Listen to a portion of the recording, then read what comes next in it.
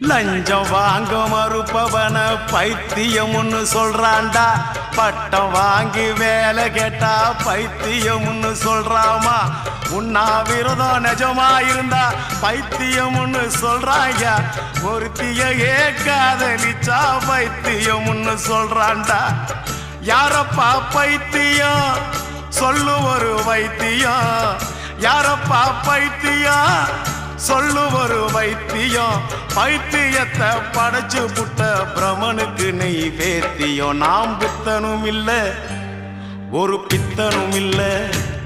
இந்த தத்துவத்தை சொல்ல நானும் சித்தனும் இல்ல. மனுஷ கணக்கு போட்டு 6 மாடி கட்டுறான்.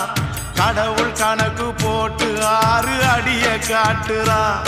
அடமையப்பா கொஞ்சம் கேளப்பா.